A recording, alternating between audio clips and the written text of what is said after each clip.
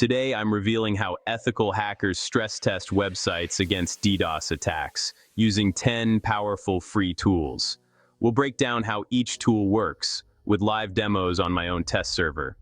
This is advanced cybersecurity knowledge, usually locked behind expensive courses, but you're getting it here for free. Quick disclaimer: this is for educational purposes only. Never use these tools on sites you don't own. If you want to learn how the pros defend the internet, you're in the right place. By the end, you'll understand the fundamentals of stress testing and network security. I built a custom environment so you can see these tools in action, safely. Understanding attacker tools is the first step to building a strong defense. Let's dive in. Meet the legendary low-orbit ion cannon, LOIC. Famous for early hacktivist attacks, it's now a simple way for ethical hackers to learn DOS basics. LOIC floods servers with requests, overwhelming them, like thousands trying to squeeze through one door. Just enter the target, pick your attack, and hit the big button. But remember, it doesn't hide your IP. Use it only on networks you own or have permission to test. Next, the high-orbit ion cannon, HOIC. It's LOIC's more powerful, sophisticated sibling, designed for distributed attacks. HOIC uses booster scripts to randomize HTTP requests, making traffic look more like real users.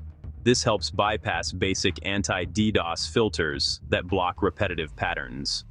Ethical hackers use HOIC to simulate more realistic, varied attacks. The interface lets you set thread count and load boosters for extra randomness. When launched, HOIC generates diverse traffic, challenging the server's defenses. Server logs fill with different GET and POST requests, much harder to filter. Like LOIC, HOIC is noisy and traceable, but it's a step up for testing modern web infrastructure.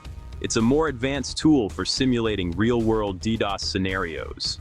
Let's run HOIC and watch the server struggle. That's HOIC, versatile, powerful, and a key tool for ethical hackers. Meet HOIC, the HTTP unbearable load king.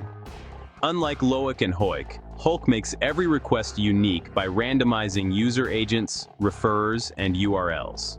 This makes HOIC's traffic look like thousands of real users, making it tough for firewalls to block. It's a Python script, no GUI, just raw power, perfect for testing advanced web defenses. Meet Slowloris, the silent killer of web servers.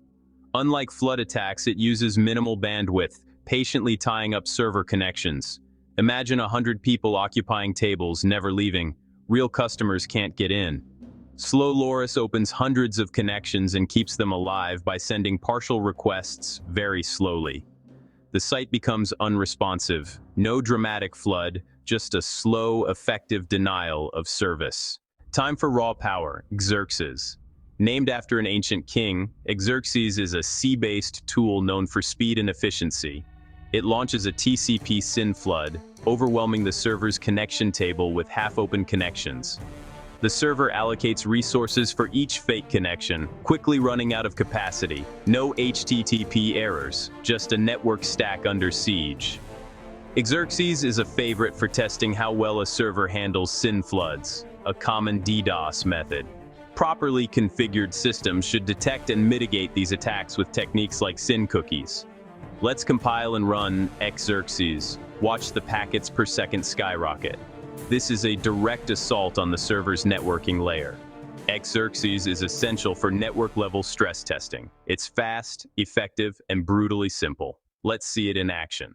Next up, GoldenEye, a persistent Layer 7 DOS tool. GoldenEye abuses HTTP keep alive, sending a barrage of GET requests through persistent connections. It randomizes user agents and URLs, bypassing caching and making each request look unique. The server is forced to generate new pages, consuming CPU and memory. GoldenEye is perfect for testing how well your caching and load balancing hold up under pressure. It's a slow, grinding attack. CPU usage climbs steadily as the server gets bogged down. Ethical hackers use GoldenEye to simulate real browsing activity at scale. It's a test of server intelligence, not just bandwidth. Let's run GoldenEye and watch the server's resources get drained. That's GoldenEye, persistent, stealthy, and a great tool for application layer testing. On to the next attack. Now for R.U.D.Y, are you dead yet? A slow rate attack targeting web forms. R.U.D.Y exploits how servers handle large form submissions, sending data 1 byte at a time to keep connections open. The server waits for the rest of the data, tying up resources indefinitely. By opening many slow post connections, R.U.D.Y can exhaust all available server threads. This attack is especially dangerous for sites with login or comment forms. Ethical hackers use R.U.D.Y to test for proper timeouts and post size limits. The tool has a GUI just pointed at a form, and it does the rest.